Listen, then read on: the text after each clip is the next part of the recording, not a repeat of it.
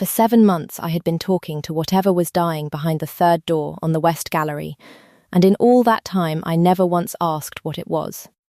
That was my first mistake. You would think, in a palace this size, that someone would have warned me. I worked the night rounds, which is the work they give you when they have decided you are no one. The cold corridors, the dead hours, the lamps that need trimming while the whole hold sleeps, and no one of any consequence has to look at your face. I had been no one in the iron hold for 2 years by then, which was 2 years longer than I had been anything else, and I had made a kind of peace with it. A broom is honest work. A broom does not care what your name was before, but the third door on the west gallery was always locked, and always guarded by day, and on my night rounds the guard was never there, and behind it, every night for 7 months, something suffered. I do not mean it wept. I mean it made the low, wrong sound a creature makes when the pain has gone past noise and settled into the bone. I heard it the first week, on my knees with a rag, and the rag stopped moving, and I knelt there in the dark on the cold stone and I listened to a thing in agony 3 inches of oak away from me, and I did the only thing I have ever known how to do with a hurting thing. I talked to it. Soft, and low, and about nothing. The way my mother talked to the fevered children she sat up with. In the village we were turned out of when I was 12. I told it the corridor was cold, and the night was long, and I was sorry, whatever it was, that no one had come. And when talking did not reach it, I did the other thing my mother did, the thing that lives under everything I am. I hummed. An old scrubbing song, a washhouse tune with no words anyone remembers. The kind of thing that gets passed hand to hand among women who work with water. I hummed it through the door because it was the only gift I had on me, and the sound behind the door stopped. Not all at once, but it eased. The wrongness went out of it, slow, like a fist opening, and after a while there was only breathing, deep and steady. The breathing of a thing that has finally been allowed to rest. I should have been afraid. I want that understood. A locked door, a guarded door, a door with something terrible behind it that the whole palace pretended was not there. A wise woman walks past a door like that, and trims her lamps and minds her own small life. I am not, it turns out, always a wise woman. So I went back. Every night, I knelt at the third door on the west gallery and I hummed a washhouse song to a thing I never saw. And the thing went quiet, and I went on with my rounds, and in 7 months I told no one. Because who would I tell? I was no one. The night rounds were mine because no one wanted them. The thing behind the door was mine, for the same reason. I thought it was a sick hound, some prize wolfhound of the king's, gone wrong in the head, kept out of sight to spare the king's dignity. That is what I told myself, on the nights I let myself wander at all. I want to find the woman I was, kneeling there, humming, certain it was a dog. I want to put my hand on her shoulder and tell her, whatever you do, do not let them dismiss you, because the morning they did, the whole hold nearly came down. Her name, my name, is Orla. I was 24 that winter, a woman grown and long past anyone's leave to be in the palace at all, and I was dismissed on a Tuesday for the crime of being seen. The mistress of the household did the seeing. Lady Ingrid, the king's aunt by courtesy, his late mother's sister, the woman who had run the iron hold with a ring of keys and a voice like a closing ledger through all the years the king's grief and the king's troubles kept him from running it himself. She found me on the west gallery an hour past dawn, when I should have been long abed, with my ear close to the third door and the last of the washhouse song still in my throat. I saw her face change. I did not understand it then. I understand it now.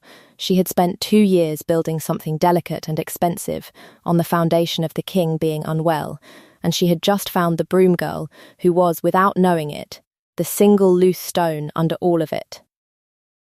You, she said. How long have you been coming to this door? There is no good answer to that question from a maid who is not supposed to be there. I gave her the true one anyway, because I have never been able to make my mouth lie when my hands are clean.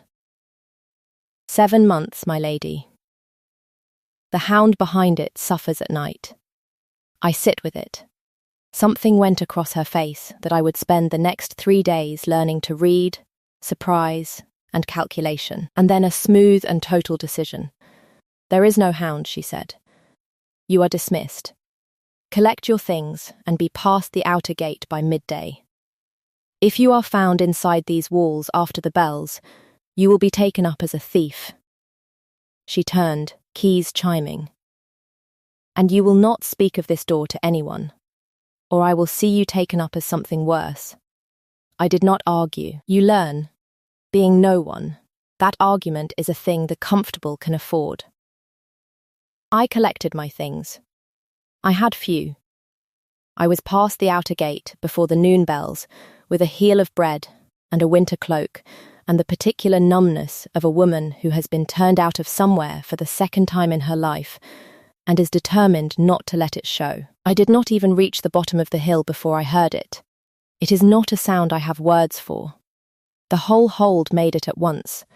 The bells crashing out of their hours, the gates grinding shut, a roar that was not a man, and was not quite a wolf, and was both, that rolled down the hill, and stood the hair up on my arms, and stopped me dead on the road, with my heel of bread in my hand. Behind me, the iron hold was screaming.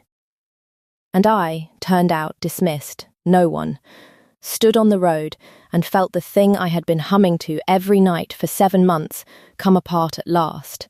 And I knew. The way you know the weather is about to break, exactly whose pain that was. I turned around. Of course I turned around. I will spare you the climb back up the hill and the argument at the gate, because the argument at the gate ended the moment a second roar came over the walls, and the guards decided that a madwoman wanting in was the smallest of their problems. They let me through into a courtyard gone wrong with panic.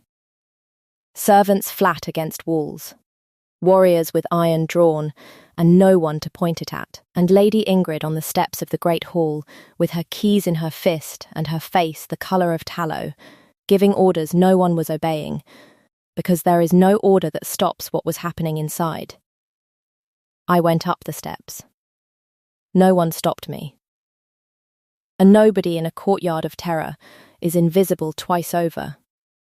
The great hall of the Iron Kings is a long stone room built to make you feel small, and at the far end of it, on the dais below the wolf throne, the most feared alpha in 4 territories was losing the war he had been fighting in secret for 7 months.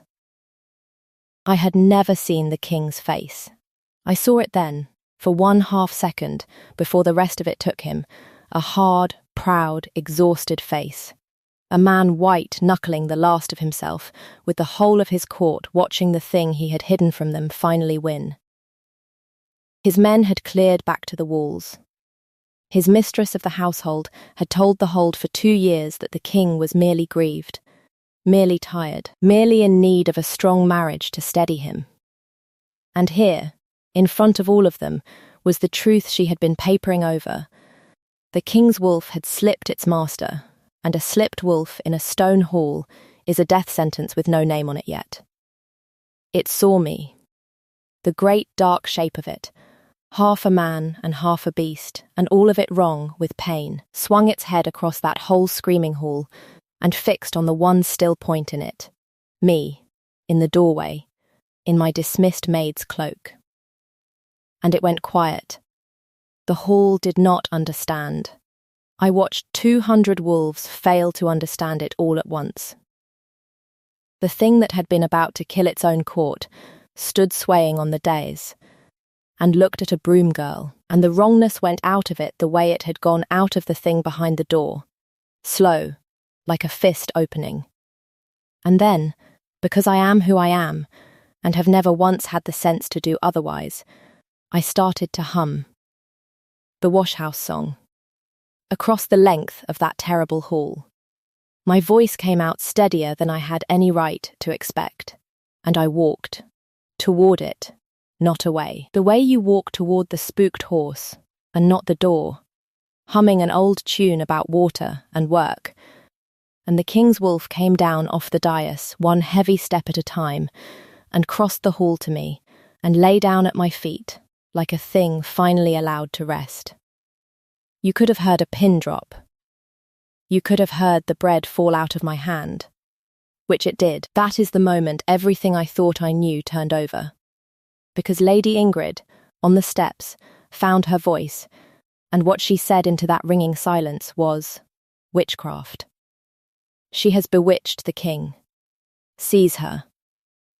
It was clever. I will give her that. Looking back, it was the cleverest thing she could have said, because it was the only story that let her keep her marriage and her keys and her 2 careful years. A maid who calms a king's wolf is a miracle no one can use. A witch who has been controlling him is a thing you burn, and then you go on selling the king a bride to steady his poor bewitched mind. Hands took my arms. The wolf at my feet came up off the floor with a sound that emptied the hall of every soul who could still run, and would have done worse. Except that the man came back into it then. I felt the bond do it. Though I had no name for the bond yet. A wrench in the air like a held breath let go. And where the wolf had been there was the king of the ironhold on his knees on the stone, fully a man again, grey and shaking and staring at me, as if I were the answer to a question that had been killing him. "Don't," he said. To the men holding me. To his aunt. To the whole hall. "Do not touch her. My lord, she has. She has kept me alive for 7 months." His voice was a ruin, but it carried. A king's voice is built to carry even in pieces. He got to his feet, and it cost him. And I watched a proud man let his court see exactly what it cost, which I would later understand was the bravest thing I ever saw him do. There is no hound on the West Gallery. There has never been a hound. There has been me. And every night for 7 months, something I could not control was eased by a sound through a door, and I did not know what it was. And I told no one, because a king whose wolf is slipping is a king the strong wolves come to challenge. He looked at me, and the pride in his face cracked clean down the middle. I owe my hold and my life to a woman I dismissed this morning and never even saw. "What is your name?" "Orla," I said. "Orla." He said it like he was setting it somewhere safe. "I am Roderick, and I appear to owe you everything, which is a great inconvenience to us both. I want to tell you I curtsied. I want to tell you I behaved. What I actually did was look at the strongest king in 4 territories, swaying on his own dais, undone in front of his entire court by a broom-girl's washhouse song, and say the truest thing in my head, which was, you should have come to the door yourself. I'd have hummed twice as long for a please. The hall did not know what to do with that. Neither did the king. His face did a thing it had plainly not done in a long while. It almost smiled. And the almost was worse for him than the wolf had been, and I knew, watching him fight it, that I was in a great deal of trouble. I'll stop us there a moment, on the dais, in the silence, before the hold remembers itself, because if you've come this far with me, through the locked door and the song and the strongest king in 4 territories brought down to the floor by a broom-girl, then I think you'd want the next of these to find you. Following along is the only way it will. There, that's the whole of my asking tonight. Now, the part that came after, which no one warned me about either. They did not let me leave after that. You do not turn out the only thing standing between your king and ruin, even if she came in on a broom. I was given rooms, actual rooms, with a window and a guard who I think was as much to keep me in as anyone out, and a great deal of frightened, furious attention from people who 3 days before would not have learnt my name to save their lives. And I was given, that first night, a conversation I keep. He came to my door himself. No guard, no escort. The king of the Ironhold, standing in a maid's borrowed doorway, with a look on his face like a man who has decided to do a hard thing before he can talk himself out of it. He did not come in. He stood 3 steps back in the corridor, which I would learn was its own kind of courtesy from a man who had spent 7 months unable to trust the space around him. "I need to understand it," he said. "How you did it. Whether it was what she said." "It was a song my mother taught me," I told him. "There's no craft in it. I've hummed it over fevered children and sick goats, and a man who was dying of the cold once, and it's never bewitched anything but a kettle into boiling slower." I held his eyes, because someone had to, and no one in that hall had dared to all evening. "I didn't know it was you, my lord. I thought it was a hound. I sat with a hurting thing in the dark because no one else would. That's the whole of the witchcraft." He was quiet a long moment. "Do you know what you're telling me?" he said at last. "Lo, you're telling me there was no magic in it. No fate, no bond, no reason. You're telling me that for 7 months the thing that kept my wolf from killing my own people was an unpaid maid being kind to a monster nobody told her was a king." His jaw worked. "I have been waiting to find out it was destiny. That would have been easier to carry than this." "Than what?" "Than the fact that anyone could have done it," he said. "And only you did." I had no answer for that.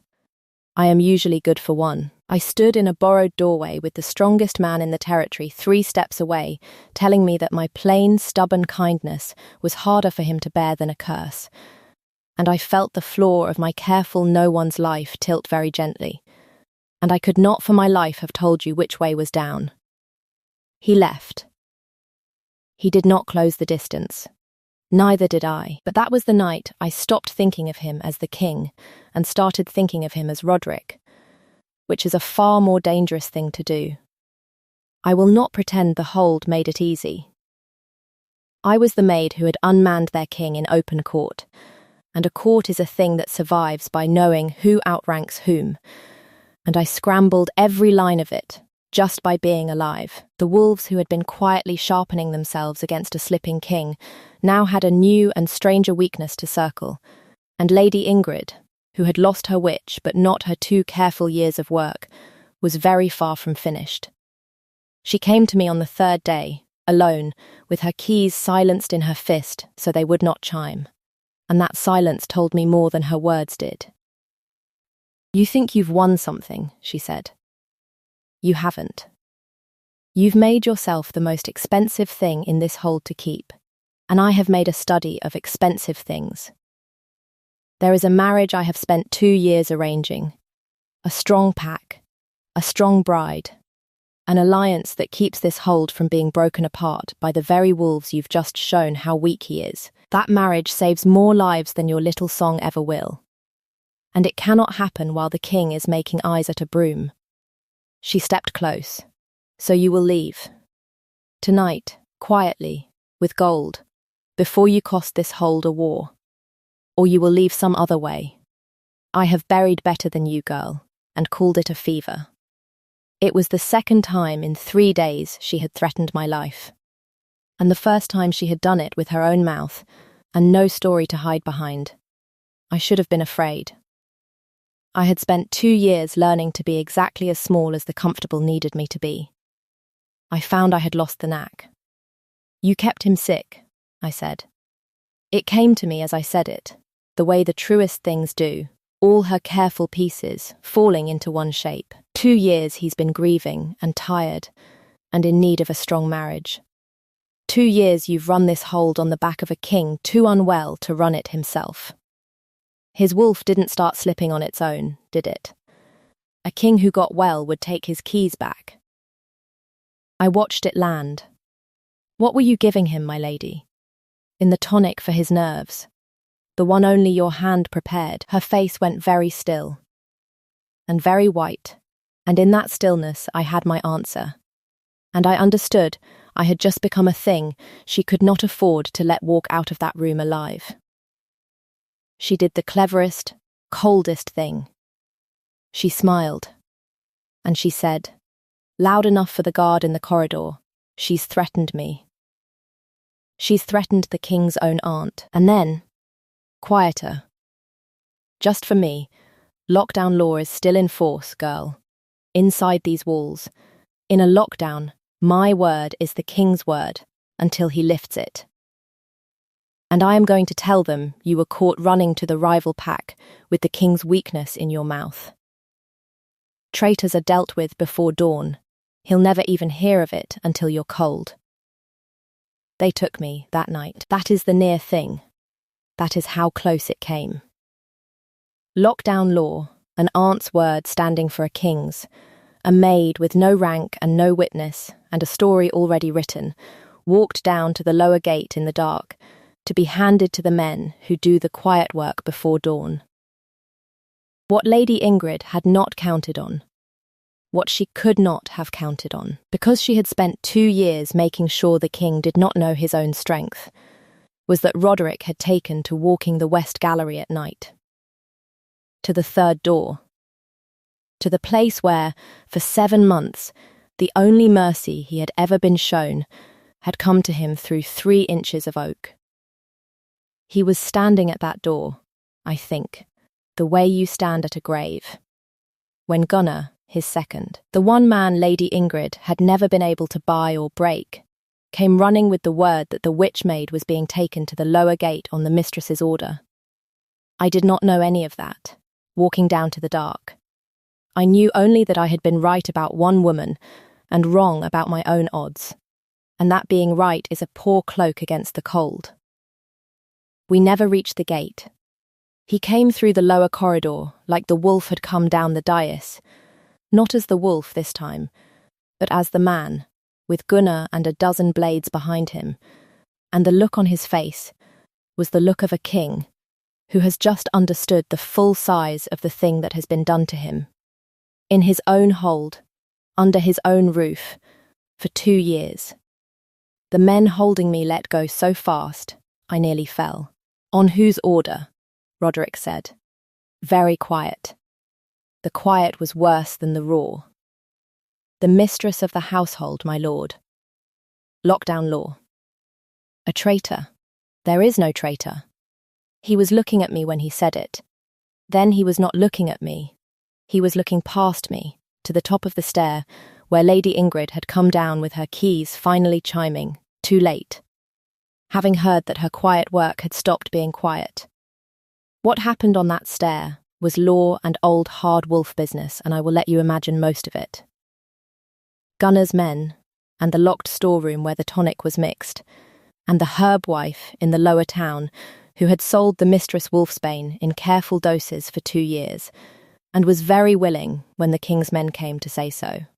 The marriage she had built collapsed in a single night, because no rival pack ties itself to a hold whose mistress has been poisoning its king. But here is the part that was mine. She came down the stair toward me, not toward the king, toward me, because a cornered creature reaches for the thing that undid it, and she had a blade out of her sleeve that no one had thought to look for on a king's aunt. And she was fast, and the men were all watching the king. I saw it come. I have spent my whole life watching the hand that's about to strike. You learn it. Being no one, you learn to read a blow before it lands. I did not freeze. I stepped in, the way I had walked toward the wolf, and I got my arm up, and the blade meant for the soft of my throat opened the meat of my forearm to the bone instead. And I felt it, and I did not let it take more than the arm. It bought a heartbeat. A heartbeat was all Roderick ever needed. He had her wrist before the second strike, and the blade rang on the stone, and the strongest king in 4 territories held his own aunt by the arm in front of his whole gathered hold, and did not kill her, that is the thing they still tell, in the iron hold, the king who did not kill the woman who had poisoned him for 2 years. He set her down before his court.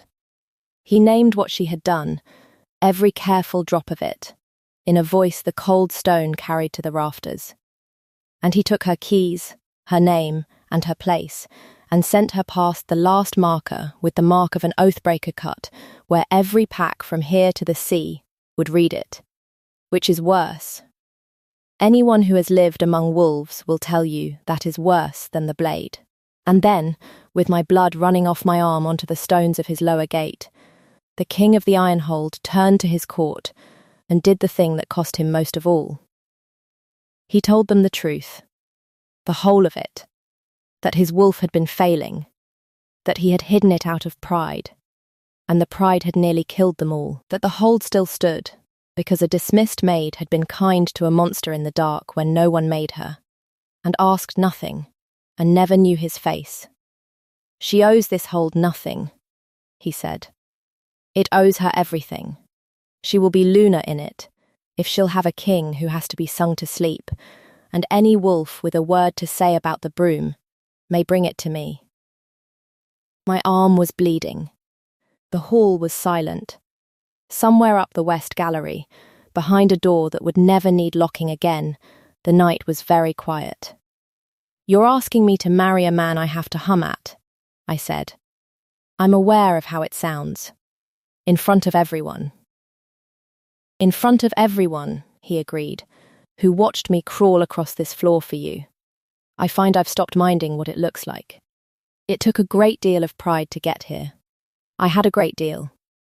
It is a strange thing to make a hall full of terrified wolves laugh. I have made a habit of it since.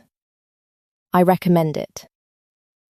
He closed the distance then, the first time either of us had, and he kissed me at the lower gate of his hold, with my blood on both of us. And something I had walled up the day they turned my mother and me out of a village 12 years gone came down all at once, quiet, like a thing that had only ever been waiting for someone to lean on it. When it was done, I was crying, and so, I noticed, was the king, which his court has also never let him forget. A year on, near to the day, the third door on the west gallery stands open. It is a sitting room now. There is a window where the dark used to be. There is a chair beside the king's at the high table, and the woman in it has a long pale scar down her right forearm that aches before rain. And she does not hide it, because the king will not let her.